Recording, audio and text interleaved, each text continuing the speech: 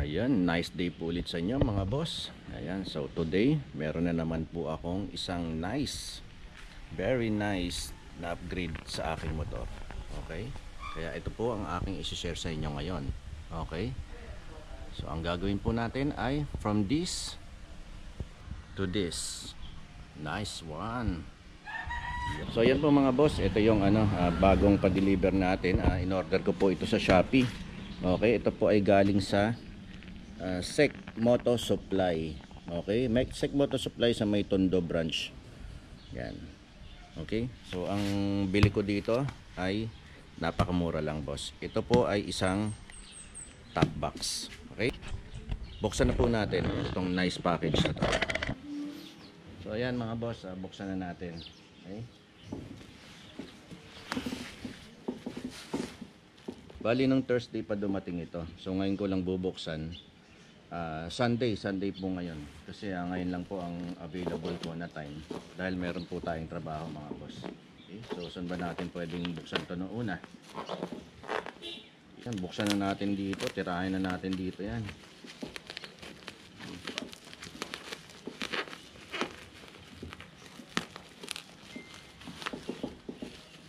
Tapos dito. Tirahin na natin ang pag ganyan.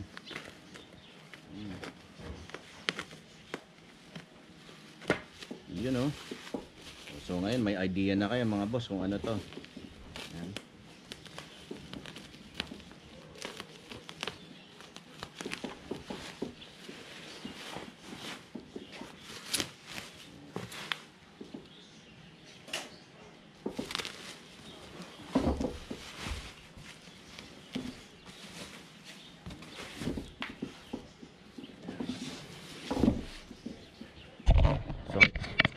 So ayan po siya mga boss. Ayan. Isa po siyang top box. Okay. Isa po siyang alloy top box mga boss. Ayan. So galing po siya sa SEC Moto Supply. Okay. In-order ko po to sa Shopee.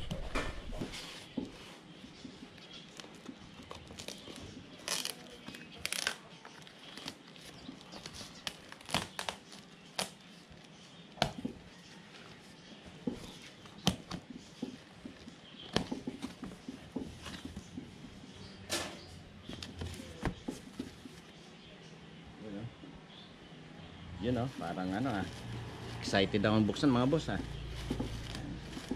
Nice. Paano ba to hilain?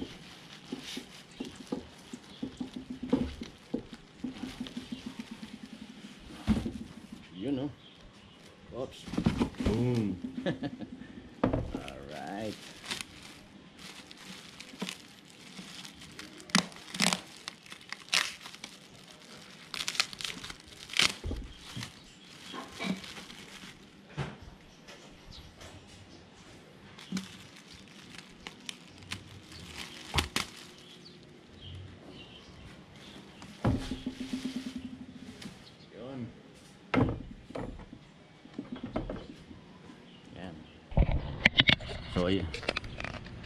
So ayan po siya mga boss.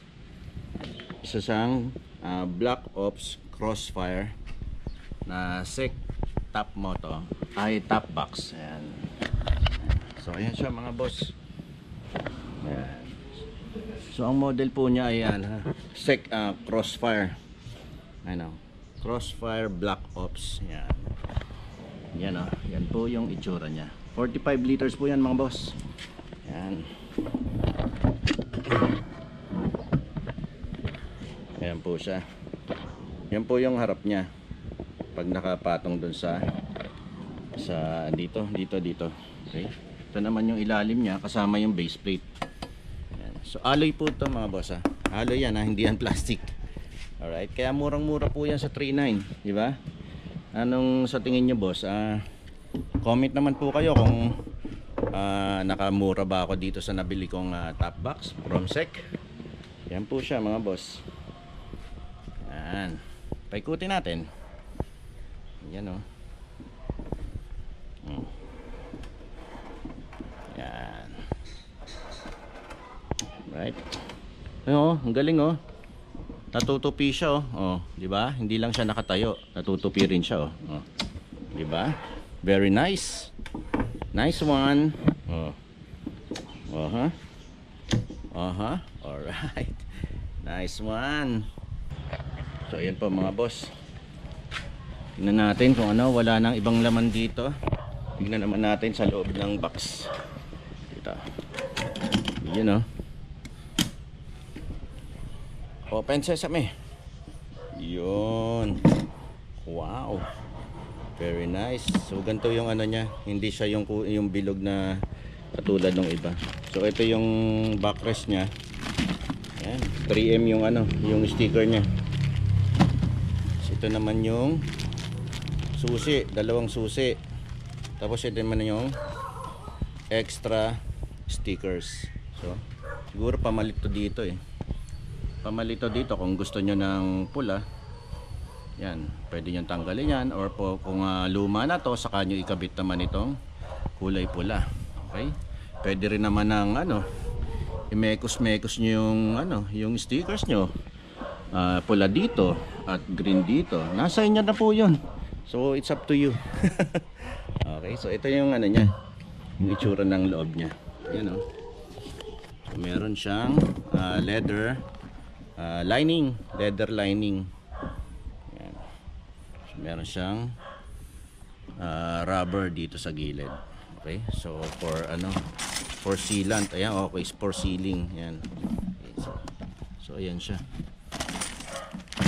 Then yung ano, yung mga bolts and nuts at saka itong mga washer, ano, or stopper. So gano'n. Okay, parang ganito lang din yan eh dito. Yan o, ganyan o, parang sa GB. Okay. So ayan mga boss, yan po ang laman niya. Okay, so ayan, sa tingin nyo po ba nakamura na po ako dyan sa 3,900 na 45 liter alloy top box? Yan, from SEC, di ba? So sa tingin nyo nakamura ako o hindi, para sa isang brand yung SEC Crossfire, para sa isang SEC Crossfire alloy top box.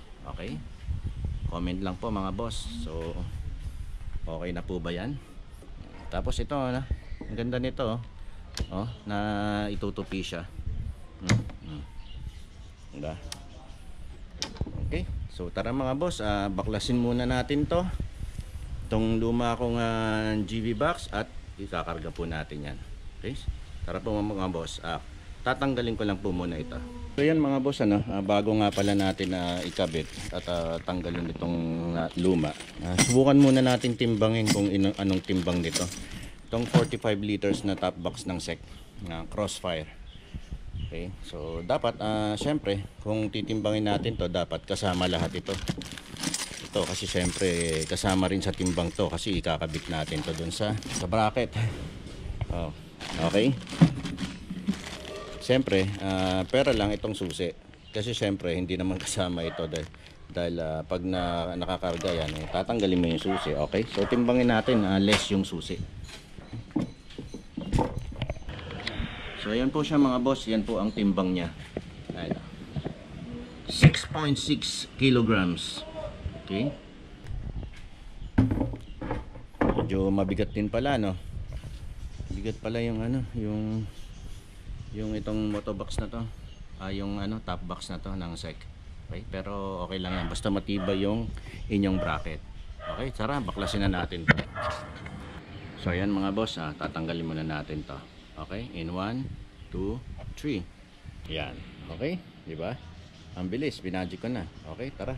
Ayan mga boss, ang gagawin naman natin, kukunin naman natin itong base plate na to para ilagay dito. So kukunin mo lang yan, para makuha mo yan, i-open muna natin to. Yan. Tapos itaob natin. Taob natin, tapos saka natin ihilain. Yan. Ganun lang po yan. Kasi naka-slide lang po itong apat na yan dito sa mga slots na yan. Okay, so yun, ito naman ang ilalagay natin dito mga boss. Yan. Yun oh. Yan, ganyan po mga boss. So kailangan ipapantay na lang natin. Okay? So ayan po mga boss, ito na po yung base plate. Ayan. Ito na po yung base plate ng top box natin. So ipapatong na natin dito at ikakabit natin dito sa bracket. Okay? So ayan. So bali ang gagawin natin, dito natin isasakto yan sa apat na butas na to. Ayan. Okay? So yun ang gagawin natin ngayon. Okay? Marami namang ano to, maraming slot to. So hahanapin natin kung paano siya tatapat doon. Ayan. So ayan, ganyan po ang magiging position yan mga boss. Ayan. Kasi pag isinagad natin hanggang dito, sarado yung apat na butas. So kung iaangat natin ng konti, ayun. So magkakaroon siya ng slot. Okay? Sabit natin mga boss. So ito yung tornilyo. Lagyan na rin natin ng washer ito. Ayan. So dito siya tumapat. Dito siya tumapat. Ayan. Ayan, dyan tumapat. Okay. So yun, tapat na rin siya dito. Okay. Ayan. So bali, sumakto siya dun sa apat na butas. Okay. So merong konting ano rito, wala tayong magagawa kasi dun siya tumapat. Okay. Konting ano lang naman yan. So mas maganda na rin yun para yung back ride natin hindi masyadong masikip. Hindi masyadong masikip sa likod kasi meron pang padding yan sa likod yung backrest. Okay? So ayan, so i-align na lang natin dito sa gitna yan, hanapin natin yung gitna. Then lagyan na natin nito at saka nung nut. Ayan. So ito naman ang ilalagay natin doon sa ilalim. So ayan mga boss, ganyan magiging itsura niyan. Ayan. So ewan kung nakikita nyo akong medyo madilim ata. Okay, hihigpitan na lang po natin yan. Hindi mo nang hihigpitan masyado bago ano, para mai-align nyo muna. So ayan, pag na-align na natin, nakuha na natin yung gitna, okay, finalize na natin, higpitan na natin mga boss. Yun. Alright. Ayan. So pagkatapos, pwede na nating punasan. Okay. Para matanggal yung mga fingerprints. Okay. So ayan. So ayan, mga boss, ikakabitan natin itong crossfire. So ayan mga boss, saktong-sakto yung pagkaka-install natin. Tapos na yung ating installation. Saktong-sakto, uulan na. Okay, so ayan mga boss, ayan po ang ating finished product.